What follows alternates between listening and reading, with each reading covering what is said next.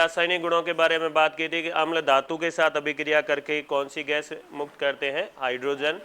और इस hydrogen gas के पास अगर जलती हुई तीली लेके जाएंगे तो कैसी आवाज, कैसी ध्वनि आएगी, पॉप या फिर फटफट की साउंड आएगी, ध्वनि आएगी।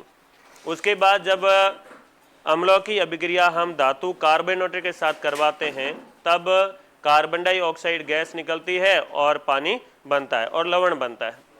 इस कार्बन डाइऑक्साइड गैस के पास अगर जलती हुई मोमबत्ती लेके जाएंगे तो मोमबत्ती बुझ जाएगी, क्योंकि कार्बन डाइऑक्साइड गैस है वो आग बुझाने में सहायक होती है। इसके अलावा अगर इस कार्बन डाइऑक्साइड को हम चूने के पानी में प्रवाहित कर देंगे तो चूने के पानी का कलर कैसा हो जाएगा, दूधिया हो जाएगा। और अगर ज़्यादा मात्रा में प्रवाहित कर दोगे तो फिर दूधिया कलर वापस क्या हो जाएगा, गायब हो जाएगा।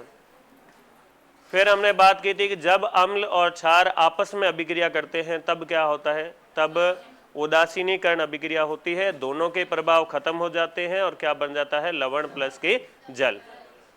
जैसे NaCl बनाना है तो NaOH प्लस के HCl, NaCl sodium chloride plus के जल बन जाता है। और उदासीनीकरण अभिक्रिया की खासियत ये है कि इसमें अम्ल और क्षार का अनुपात हमेशा क्या रहेगा, फिक्स रहेगा, निश्चित रहेगा, बराबर रहेगा, अनुपात चेंज नहीं होगा। उसके बाद अम्लों की अभिक्रिया करवाई थी हमने धातु ऑक्साइडों के साथ। धातु ऑक्साइड है कब बनते हैं, जब धातुओं को जलाया जाता है तो धातु ऑक्साइड बनते हैं। और जब धातु ऑक्साइड को हम लिटमस टेस्ट करते हैं, पानी में मिला के लिटमस टेस्ट करते हैं तो धातु ऑक्साइड लाल, लिटमस को कैसा कर देते हैं, नीला। इसका मतलब धातु ऑक्साइड कैसे होते हैं, क्षारीय। और क्षारीय अम्ल के साथ मिलते हैं तो क्या बन जाता है, लवण प्लस के जल। और ये भी कैसा प्रक्रम है, एक उदासीनीकरण अभिक्रिया। तो इतने तक हमने बात कर ली थी। अब आ जाता है नेक्स्ट है, वो है अम्लों की चालकता।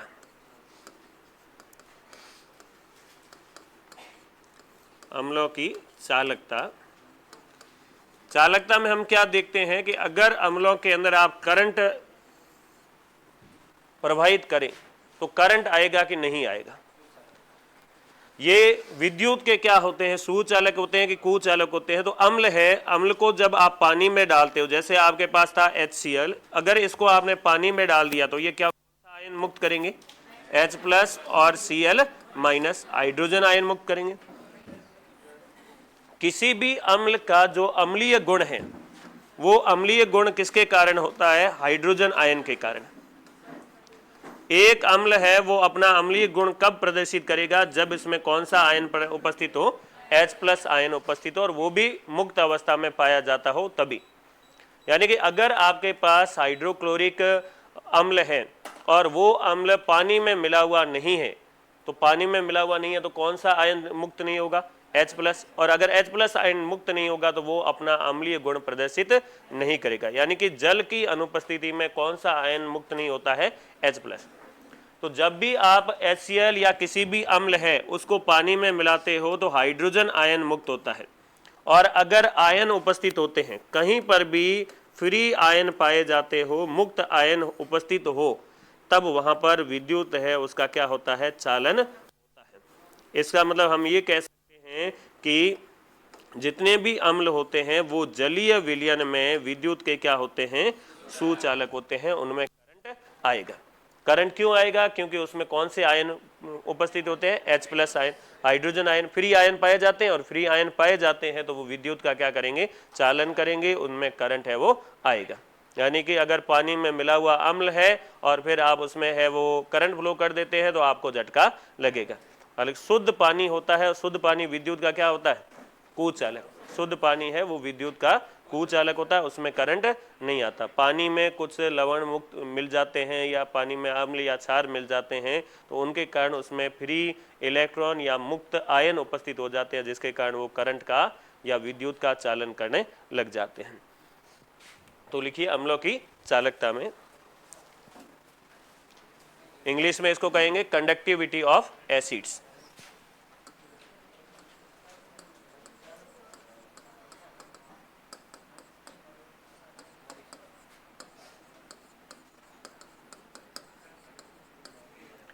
अम्लों की चालकता, कंडक्टिविटी ऑफ एसिड।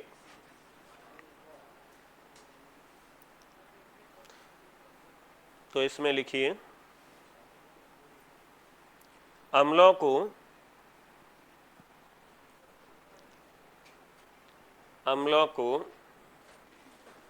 जल में मिलाने पर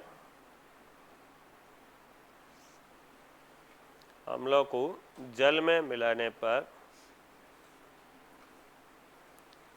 हाइड्रोजन आयन मुक्त करते हैं। अम्लों को जल में मिलाने पर हाइड्रोजन आयन मुक्त करते हैं। हाइड्रोजन आयन मुक्त करते हैं। हाइड्रोजन आयन मतलब H+ आयन। हाइड्रोजन आयन मुक्त करते हैं। इन्हीं हाइड्रोजन आयन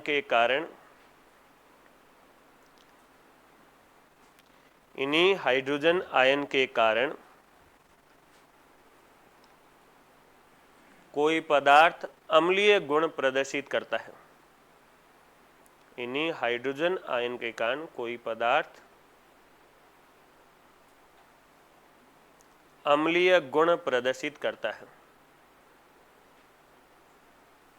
अम्लीय गुण प्रदर्शित करता है।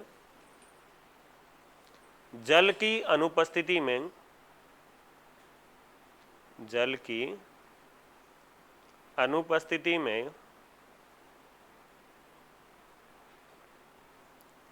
H+ आयन मतलब हाइड्रोजन आयन H+ आयन मुक्त नहीं होते हैं। जल की अनुपस्थिति में H+ आयन मुक्त नहीं होते हैं। H+ आयन मुक्त नहीं होते हैं। अम्लों के जलीय विलयन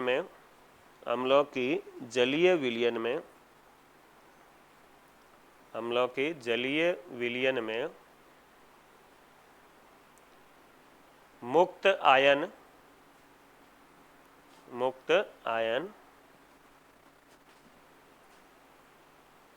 उपस्थित होने के कारण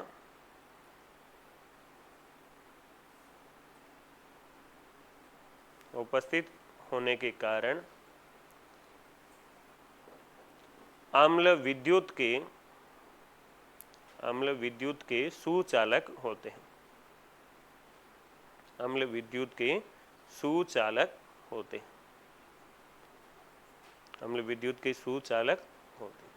लेकिन करंट कब आएगा? जब उनको किस में मिलाया हुआ होगा? जल में मिलाया हुआ होगा। और एक अम्लीय गुण भी कब प्रदर्शित करेगा? अम्लीय गुण जैसे आपने उसके अंदर लिटमस पत्र डाल दिया है, तो वो लिटमस पत्र को कौन से लिटमस को? नीले लिटमस को किस में कन्वर्ट कर देगा?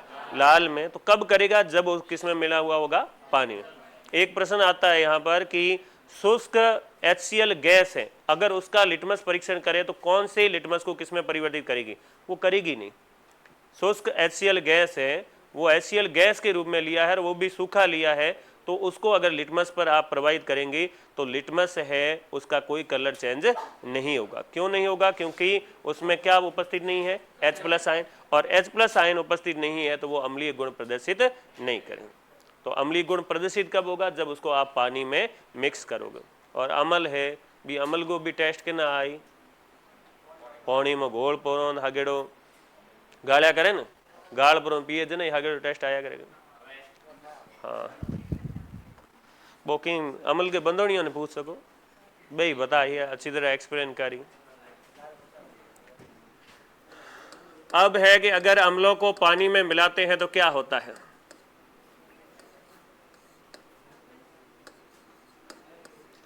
अम्लों का जलीय विलयन। तो भाई पहली बात तो हमने कर दी कि अम्लों को जब भी पानी में मिलाया जाता है क्या होता है? कौन सा आयन मुक्त होता है? H+ ion. जब भी अम्लों को पानी में मिलाया जाता है कौन सा आयन रिलीज होता है? H+ आयन मुक्त होता है, हाइड्रोजन आयन मुक्त होता है। और हाइड्रोजन आयन है, इसको अकेले में लगता है डर, बी आता है। क्या आवे? बी आवे, बियाजे ठा है ना, बियाजे के होया करे मन पहला ठा हो तो उनके बियाजे के होया करे। राजपूतों भाषा में बोले कि बी आवे। तो एकर में कोई गेवड़ा ब्याह में गेवड़ा हार स्कूल में रुकूड़ा हार स्कूल रुकाउड़ी कोई अपने शेरगढ़ करे हमें। और हमारे हाथ एक बेली हो तो बिन रात को भाई कहो कि मैंने हम बी आवे के भाई मैं बाहर निकल ढुकिया वो कमरे में खासा आ जाना मैं बाहर निकल गया वो कहे मैंने बी आवे तो बी आवे मैं देखे भाई एक नंबर को मतलब है कि मूत्र विसर्जन करने जाना तो बी को मतलब 2 नंबर हो मैं कहे तो नेड़ा खैर गणी है भाई निपटिया तू आ रहा हूँ तो कह ना मैंने एक लो बी आवे तो भाई तने एक लो ही आए मोने के नहीं थोड़े आ रहे हो क्या फिर खासी बार बोले थे पूछे तेरे है के बी के मैंने डर लागे तो हम भाई यू बोलें कि डर लाग रही हो तो एच प्लस आयन ने भी एक लोग आया करे बी आवे और बी आवे जना के कराया करे कि एच प्लस आयन है और जुड़ जाया करे अपने पौणियों H2 H प्लस आयन है ये H2O के साथ जुड़ के और बना देता है H3O और इसके ऊपर लग जाता है प्लस H3O प्लस बना देता भाई H2O पहले ही हो एक हाइड्रोजन बढ़ाया तो कितना हाइड्रोजन हो गया 3 तो H3O प्लस बना दिया करे और इन्हें क्या करे हाइड्रोनियम आयन कहो आयन क्या करे इन्हें हाइड्रोनियम आयन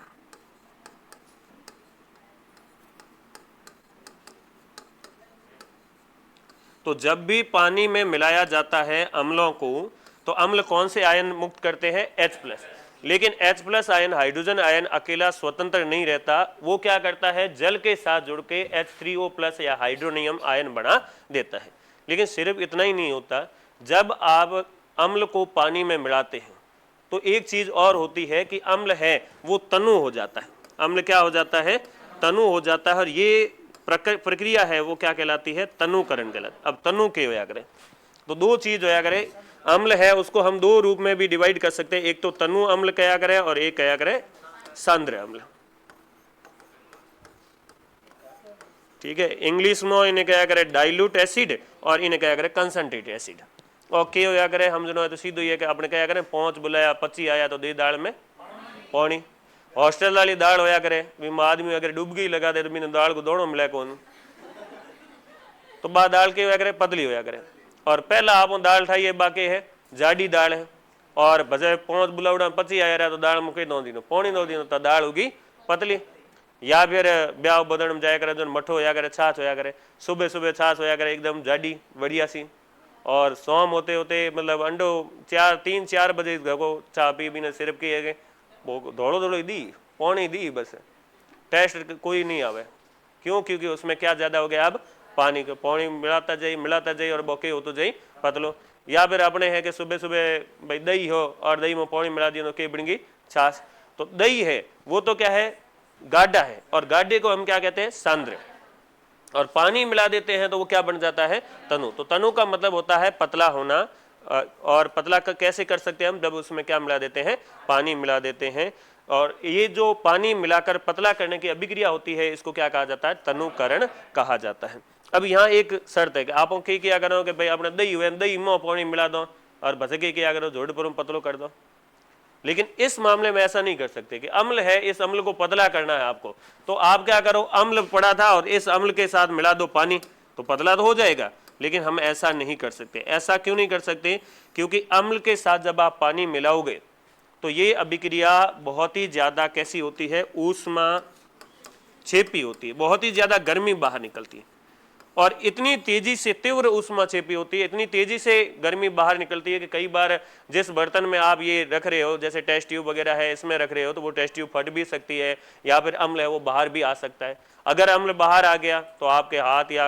चेहरे के ऊपर गिर सकता है जिससे आपके शारीरिक क्षति हो सकती है इसलिए कहा जाता है कि कभी भी अम्ल के अंदर पानी नहीं मिलाना चाहिए आपको क्या करना है पानी है उस पानी के अंदर क्या मिलाना है अम्ल मिलाना है बात तो एक ही है बात एक नहीं है फर्क है पहला ठीक है पहलो के कहना है कि पहलो है आटे में लूण मिलाना है और दूजो के है लूण में आटो मिलाना है ये तो फर्क है कि पहला तो थे अम्ल मुके मिला रहा हूं पानी और बेर को है कि पानी मुके मिला रहा हूं अम्ल तो जब भी अम्ल का तनुकरण किया जाता है अम्ल को पतला किया जाता है तो पतला करते समय हमेशा पानी के अंदर धीरे धीरे क्या मिलाना चाहिए अम्ल मिलाना चाहिए अम्ल के अंदर पानी नहीं मिलाना चाहिए क्योंकि अम्ल के अंदर पानी मिलाने पर तीव्र ऊष्मा सेपी अभिक्रिया होती है और उस ऊष्मा सेपी अभिक्रिया के कारण आपको शारीरिक क्षति हो सकती है अच्छा फर्क की पड़ी क्या पानी मिला दीनो तो इस आयन पर क्या प्रभाव पड़ेगा H3O आयन पर प्रभाव की पड़े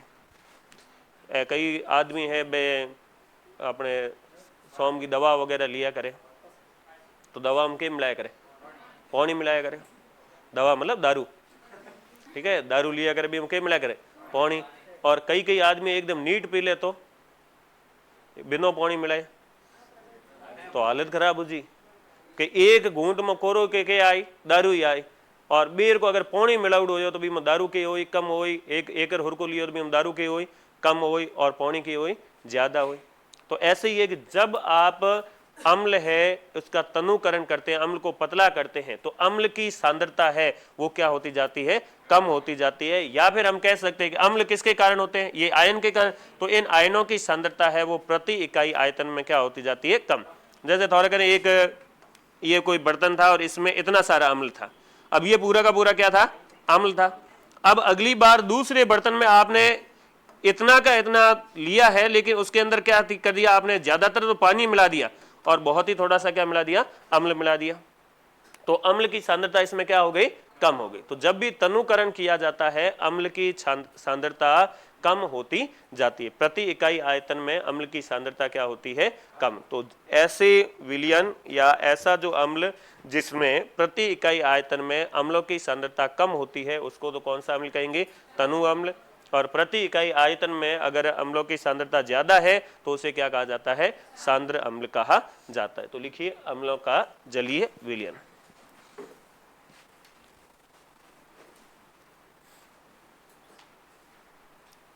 अम्लों का जलीय विलयन।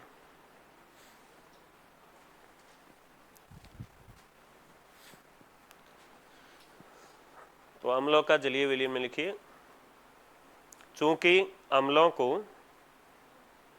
चूंकि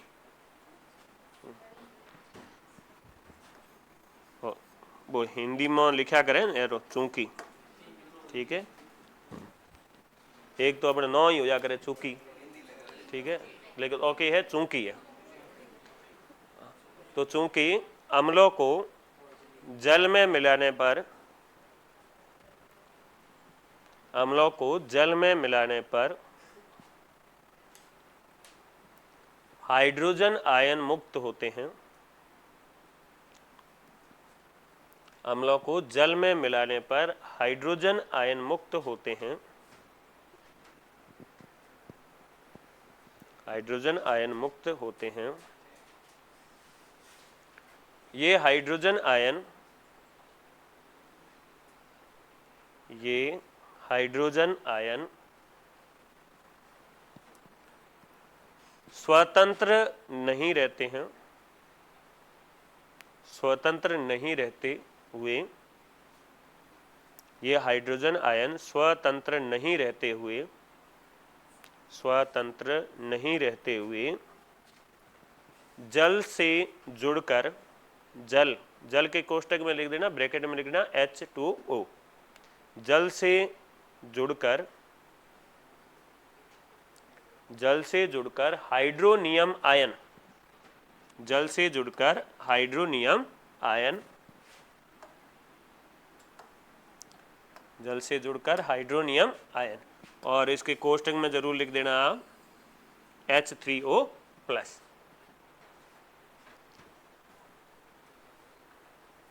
हाइड्रोनियम आयन बना,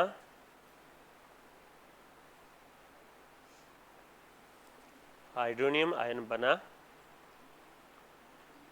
लेते हैं, हाइड्रोनियम आयन बना लेते हैं।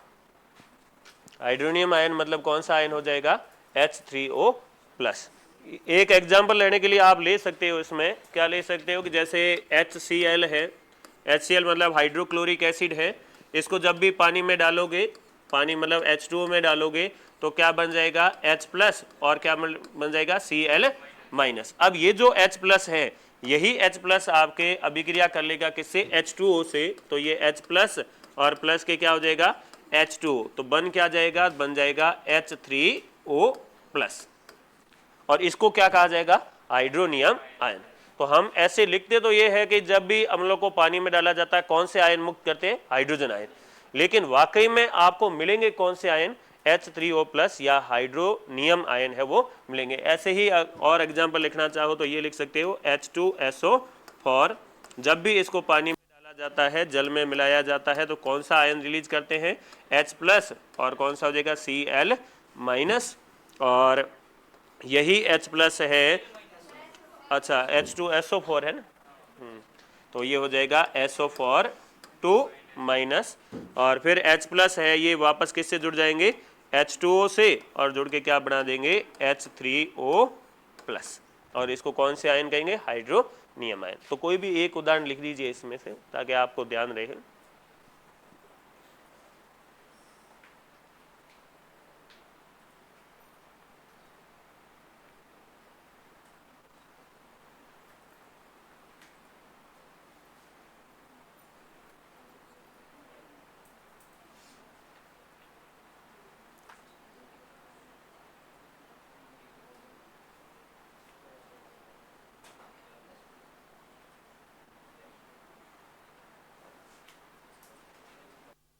लिख दिया?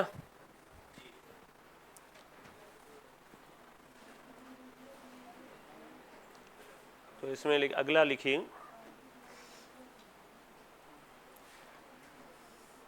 अम्लों की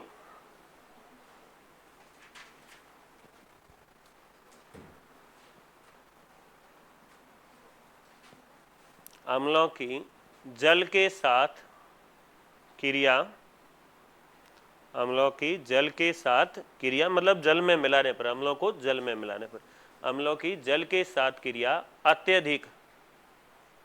अत्यधिक ऊष्मा छेपी होती है, अत्यधिक ऊष्मा छेपी होती है, अर्थात इसमें अत्यधिक ऊष्मा मुक्त होती है, अर्थात इसमें अत्यधिक ऊष्मा मुक्त होती है, ऊष्मा मुक्त होती है, ऊष्मा मुक्त होती है। अम्लों को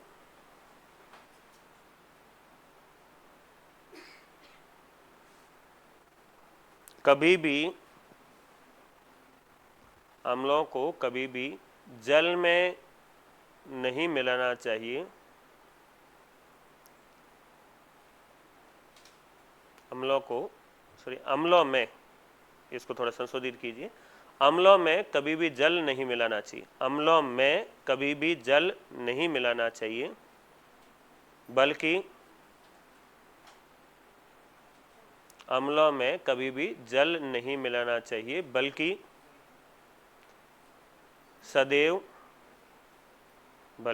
सदैव जल में अम्लों को मिलाना चाहिए।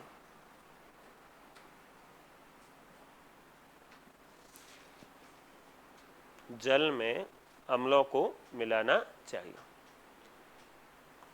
यानी कि आपको क्या करना है? दाल के अंदर पानी नहीं मिलाना है, पानी के अंदर क्या मिलानी है?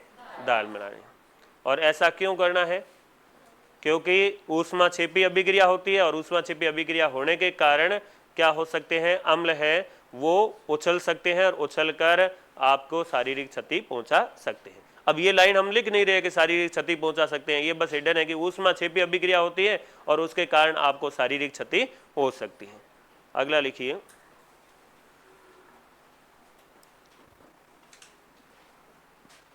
अम्लों को जल में मिलाने पर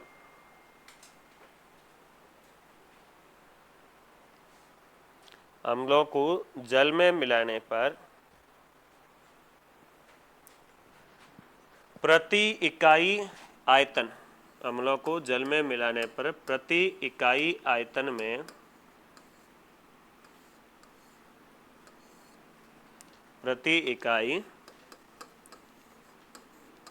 में अम्लों की सांद्रता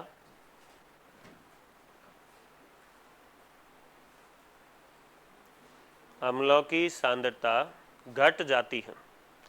अम्लों की सांद्रता कोष्ठक में लिख सकते हो H3O+ आयन की सांद्रता, अम्लों की सांद्रता कोष्ठक में क्या लिख सकते हो? H3O+ आयन की सांद्रता। यानी कि हाइड्रोनियम आयन की सांद्रता। अम्लों की सांद्रता घट जाती है, इस प्रक्रिया को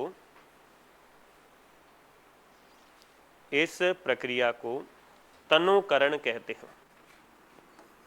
इस प्रक्रिया को तनुकरण कहते हैं, डाइल्यूशन। इस प्रक्रिया को तनुकरण कहते हैं।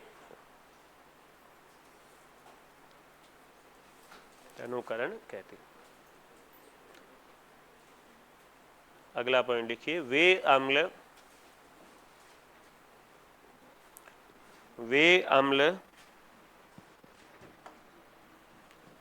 अम्ल जिनके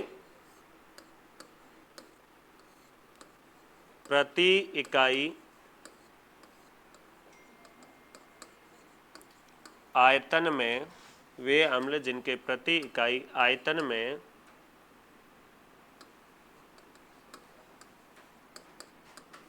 अम्ल की सांद्रता, प्रति इकाई आयतन में अम्ल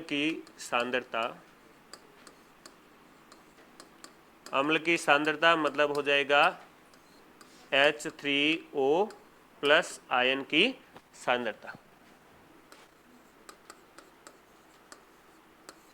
आयन की सांद्रता अधिक हो,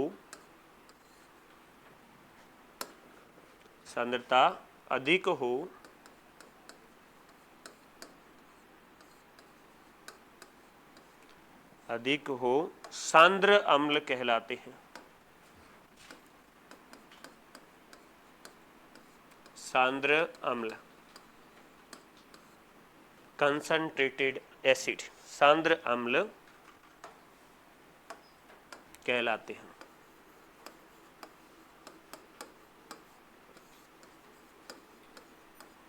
तथा जिन अम्लों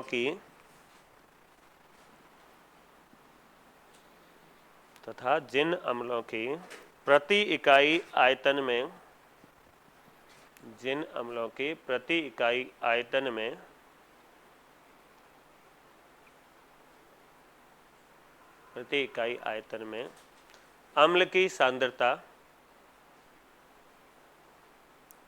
अम्ल की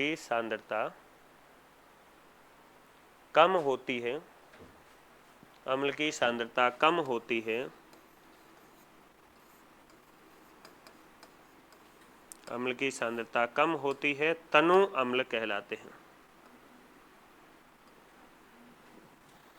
अम्ल की सांद्रता कम होती है, तनु अम्ल कहलाते हैं।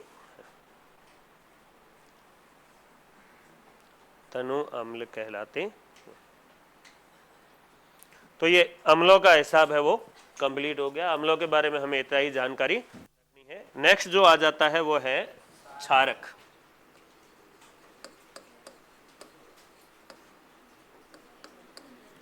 और क्षारक को आंग्ल भाषा में क्या कहते हैं? तो आंग्ल भाषा या अंग्रेजी में इनको कहा जाता है बेसेज।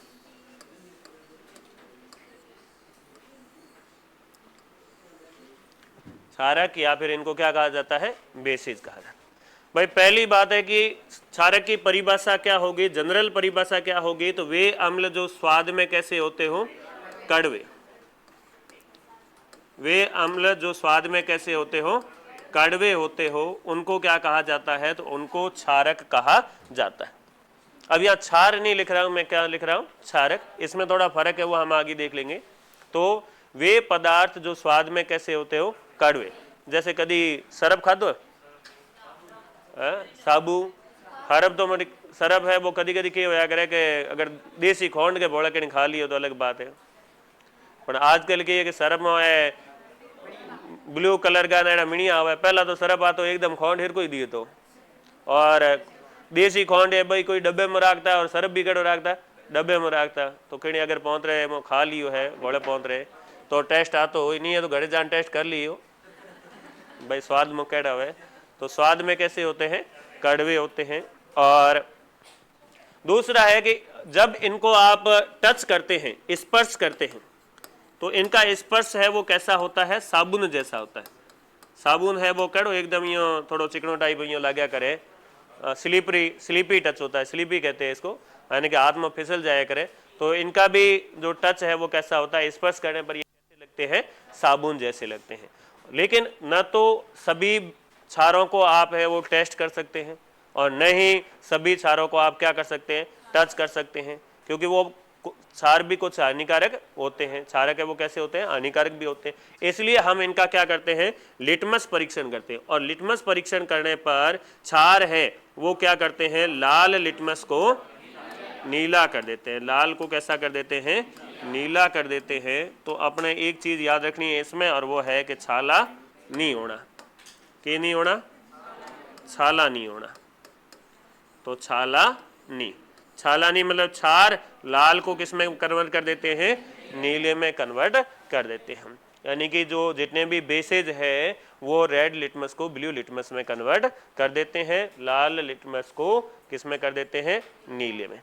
इसके अलावा क्षार है अगर उसको आप पानी में मिलाओगे तो जल में, पानी में वो कौन से आयन मुक्त करेंगे, OH माइनस आयन है वो मुक्त करेंगे। इसका मतलब इनके साथ OH माइनस होना चाहिए, OH होगा तभी तो OH माइनस आयन रिलीज होंगे। यानी कि जब आप क्षारों का सूत्र देखेंगे, क्षारकों का क्या देखेंगे, सूत्र देखेंगे, फॉर्मूला देखेंगे, तो उन फॉर्मूला में OH पाया जाएगा। जैसे एक है NaOH, इसको कहा जाता है सोडियम हाइड्रोक्साइड। OH मतलब क्या होता है, हाइड्रोक्साइड। ये जो OH आयन है तो इस आयन को क्या कहा जाता है, इसको कहा जाता है हाइड्रोक्साइड। हाइड्रोक्साइड आयन ही कहा जाता है, इसलिए वहां पर हम पढ़ेंगे सोडियम हाइड्रोक्साइड। जैसे Mg और फिर क्या लगा दिया OH और होल ट्वाइस, इसको ऐसे पढ़ते हैं MgOH होल ट्वाइस।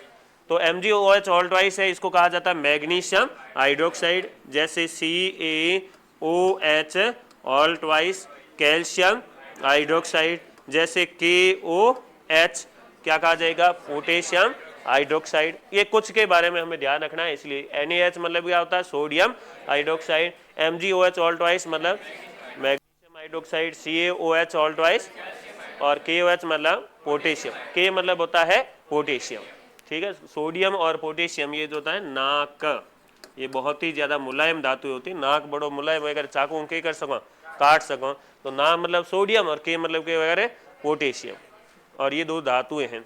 और इनसे सोडियम हाइड्रोक्साइड है वो एक क्षार हो जाएगा या क्षारक हो जाएगा, और इधर पोटेशियम हाइड्रोक्साइड भी क्या है, एक क्षारक है। तो क्षारक स्वाद में कैसे होते हैं, कड़वे होते हैं। स्पर्श करने पर इनका स्पर्श कैसा होता है, साबुन जैसा होता है। लाल लिटमस को किस में कन्वर्ट कर देते हैं, नीले, और पानी में डालने पर कौन सा आयन रिलीज करते हैं, OH माइनस। तो लिखिए क्षारक के बारे में, क्षारक या बेसिस।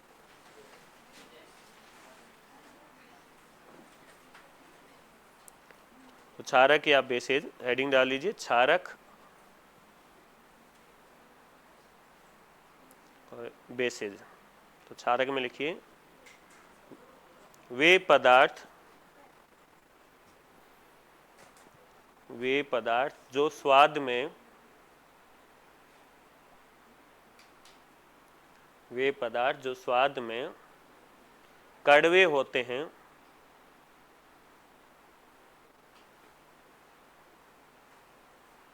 कड़वे होते हैं, क्षारक कहलाते हैं।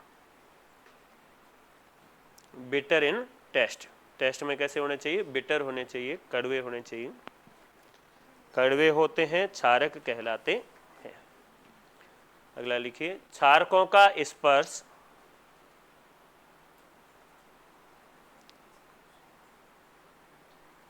क्षारकों का स्पर्श साबुन, क्षारकों का स्पर्श साबुन जैसा होता है, साबुन के समान होता है। क्षारकों का स्पर्श साबुन के समान होता है,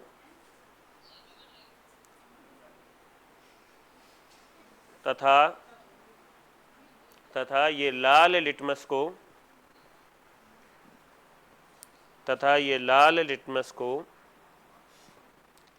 नीला कर देते हैं, लाल लिटमस को नीला कर देते हैं, तथा ये लाल लिटमस को नीला कर देते हैं। और ये लिख दो छालानी, ताकि अच्छी तरह याद रहे आपको, छालानी, छाला। अगला देखिए, क्षारकों को जल में मिलाने पर, क्षारकों को जल में मिलाने पर, क्षारकों को जल में मिलाने पर hydroxide ion, hydroxide ion, hydroxide ion को लिखा जाता है OH minus, hydroxide ion OH minus मुक्त करते हैं।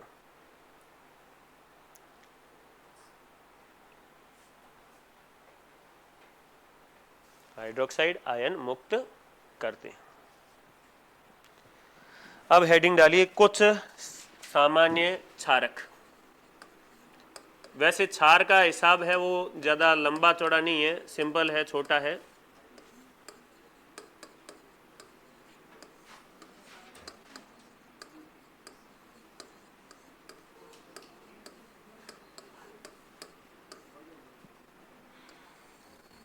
तो some common bases and their uses, कुछ सामान्य क्षारक और उनके उपयोग, ये क्या क्या उपयोग किया जाता है। तो काफ़ी सारी चीज़ें, ये जो केमिकल होते हैं, काफ़ी सारे केमिकल होते हैं, उनको बनाने के लिए हम रॉ मटेरियल के रूप में, रॉ मटेरियल यानी कि कच्चा माल के रूप में किसका प्रयोग करते हैं? नमक का। साधारण नमक होता है जो NaCl लिखा जाता है, NaCl या साधारण नमक, सोडियम क्लोराइड। इस सोडियम क्लोराइड का प्रयोग किया जाता है काफ़ी सारे रॉ मटेरियल बनाने के लिए।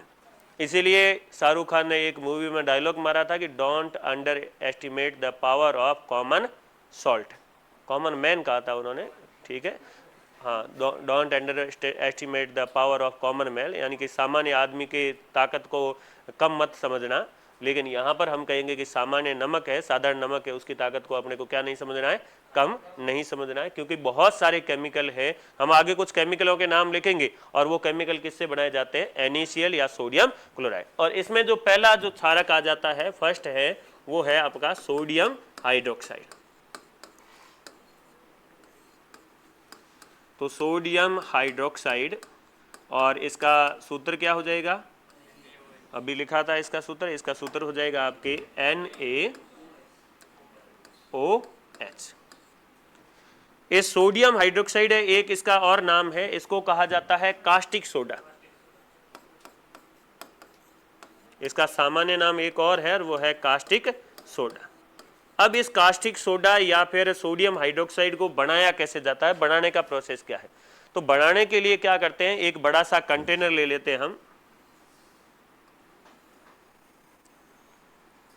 ऐसे एक बड़ा सा कंटेनर ले लेते हैं। इस कंटेनर के अंदर हम भर देते हैं साधारण नमक पानी में मिला के, ठीक है, यानी कि क्या भर देते हैं इसके अंदर? सोडियम क्लोराइड, साधारण नमक भर देते हैं, और साधारण नमक है वो पानी में घोल के ही भरते हैं। और इसके अंदर मिला देते हैं हम 2 रॉड लगा देते हैं, और रॉड को हम क्या कहेंगे? इलेक्ट्रोड कहेंगे, या रॉड को क्या कहा जाएगा? इलेक्ट्रोड। और इस रॉड के कनेक्शन हम कर देते हैं बैटरी से। तो ये बैटरी का साइन सिंबल ऐसे बनाया जाता है, ठीक है, एक लंबी लाइन होया करे फिर एक के होया करे छोटी लाइन। अगर एड 2 ही लाइन बनी हुई है, एक लंबी और एक छोटी, और यूं बनी है, तो है सेल। और लंबी लाइन है बाकी होया करे प्लस की, और छोटी लाइन की होया करे माइनस की। और कितना है? 3 सेल मिला दीना तो क्या बन गई? बैटरी। और बैटरी बन गई तो आ लाइन है प्लस की और है आ माइनस की। जको प्लस जुड़ूड़ होया करे, रॉड जुड़ूड़ी होया करे, उस या प्लस वाला जो इलेक्ट्रोड होता है, उस इलेक्ट्रोड को क्या कहा जाता है? एनोड कहा जाता है। क्या कहा जाता है? एनोड कहा जाता है, ठीक है, एनोड। और जो माइनस वाला होता है उसको क्या कहा जाता है? तो माइनस वाले को कैथोड कहा जाता है, एनोड और कैथोड। और इम 2 लगा दिया करे पाइप, ये 2 पाइप लगा दिया करे, एक लगा दिया करे और एक उन्हें। अब जैसे ही करंट चालू कर देते, करंट चालू करते ही सोडियम क्लोराइड है ये टूटना, और सोडियम क्लोराइड का टूटना है वो क्या कहलाता है? अपघटन कहलाता है, या वियोजन कहलाता है। अपघटन या इसको वियोजन कहा जाता है। एक अभिक्रिया होया करे, अभिक्रिया में क्या होया करे कि कोई भी एक अभिकारक या कोई भी एक परिवार टूट के दो या दो से ज्यादा परिवार बनाता है। दो तरह की अभिक्रिया होती है, एक संयोजन, संयोजन मतलब जोड़ना, हगई होया करे, हगई और ब्याह होया करे, तो दो अलग अलग परिवार आपस में जुड़ परान एक नयो परिवार बनाया करे। और फिर की है कि दो तीन भाई यार दोनों को ब्याह हो गयो, तीनों को ब्याह हो गयो, तीनों की लुगाइयों आई रही, तो और बे लुगाइयों भिड़ी रह रही है, तो पड़ोसियों की है कि वो सहन हुआ कौन, तो बे के क्या करे, बे धोखा दिया करे, उत्प्रेरक का काम किया करे और बे आपस में लड़ाया करे, और लड़ा हुआ जना कि घर टूट जाए करे। तो एक घर टूट पर कितना घर बन जाए करे, दो या दो ज्यादा, और भी ने क्या करे, अपघटन या वियोजन। ये भी बेचारा वियोजन हो जाता है। कौन वियोजन हो जाता है, NaCl। इसको पानी में मिलाया था तो NaCl, और जब इसको पानी में मिला दिया तो ये पानी के साथ जलीय विलयन है इसका, जब इसके अंदर करंट फ्लो किया जाता है तो ये टूट कर एक तो बना देता है NaOH। NaOH मतलब क्या है, सोडियम हाइड्रोक्साइड। ये सोडियम हाइड्रोक्साइड बन गया। एक हाथे और बन जाया करे H2। H2 मतलब कई गैस होया करे, हाइड्रोजन गैस। और एक और गैस बन जाती है, वो गैस कौन सी होती है, Cl2। Cl2 मतलब क्लोरीन। तो दो गैस बनती है, एक तो हाइड्रोजन गैस बनती है और एक कौन सी गैस बनती है, क्लोरीन। आपसे ये पूछा जाता है कि हाइड्रोजन गैस कहां से निकलेगी और क्लोरीन गैस कहां से निकलेगी। तो देखो क्लोरीन है, क्लोरीन है इलेक्ट्रॉन को ग्रहण करके क्या बनाती है, माइनस, और हाइड्रोजन इलेक्ट्रॉन को त्याग के क्या बनाता है, प्लस। और प्लस वालों हमेशा कहीं करना चाहिए, माइनस करना। ये तो देखो एनोड है और माइनस को है प्लस को, और कैथोड किंग है माइनस का है। कैथोड है वो माइनस का है और एनोड किसका है, प्लस का। हाइड्रोजन उधर प्लस का है, तो ये प्लस वाला किसके पास जाएगा, माइनस। यानी कि हाइड्रोजन गैस है वो कहां से निकलेगी, तो हाइड्रोजन गैस निकलेगी कैथोड से, यहां से हाइड्रोजन गैस बाहर निकल जाएगी। और एनोड से कौन सी निकलेगी, एनोड से कौन सी गैस निकल जाएगी, क्लोरीन गैस या Cl2 गैस है वो निकल जाएगी। इस हाइड्रोजन का भी हम अलग जगह प्रयोग कर लेते हैं, और क्लोरीन है उसका भी हम अलग अलग जगह क्या कर लेते हैं, प्रयोग कर लेते हैं, इस्तेमाल कर लेते हैं। और सोडियम हाइड्रोक्साइड तो हमें बढ़ाना ही था, तो सोडियम हाइड्रोक्साइड बन गया। इस पूरे के पूरा जो प्रक्रम किया है हमने, करंट फ्लो किया है, और ये पूरा का पूरा करंट प्रवाहित करके और ये पूरा सेटअप तैयार करके जो काम किया है, इस काम को कहा जाता है क्लोर क्षार प्रक्रम। क्लोर क्षार प्रक्रम इसका नाम है, क्लोर क्षार प्रक्रम। क्यों कहा जाता है, क्योंकि इसमें क्या बनती है, क्लोरीन गैस, इसलिए इसको क्या नाम दे दिया, क्लोर। और क्षार बनता है, क्षार कौन सा बनता है, NaOH, इसलिए इसको क्या कर दिया, क्षार। और प्रक्रम मतलब प्रक्रिया, तो क्लोर क्षार प्रक्रम कहा जाता है। सोडियम हाइड्रोक्साइड है, इसका प्रयोग है वो हम घरेलू स्तर पर बर्तन साफ करने के लिए करते हैं। औद्योगिक स्तर पर इसका प्रयोग है वो साबुन बनाने के लिए किया जाता है। प्रयोगशाला में अभिकर्म के रूप में भी प्रयोग लिया जाता है। इसके अलावा बॉक्साइड है, उसका धातु कर्म करने में किया जाता है। बॉक्साइड एल्यूमिनियम का अयस्क होता है, अयस्क है, अयस्क जहाँ से जिससे धातु प्राप्त की जाती है उसको अयस्क कहा जाता है। और इन्हें याद क्यों रखा करो कि एलो मिनी जेडो बाको, कड़ो बाको है कि मिनी जेडो बाको, तो एलो मिनी जेडो बाको, एलोमिनी मतलब एल्यूमिनियम, बाको मतलब बॉक्साइड। तो बॉक्साइड किसका अयस्क होता है, एल्यूमिनियम का। और उसके धातु क्रम से यानी कि उससे बॉक्साइड से एल्यूमिनियम पृथक करने में किसका प्रयोग किया जाता है, सोडियम हाइड्रोक्साइड का प्रयोग किया जाता है। और एक दो इंडस्ट्री में इसका और जगह प्रयोग किया जाता है। इसको हम कल लिख देंगे, कल कंटिन्यू कर लेंगे।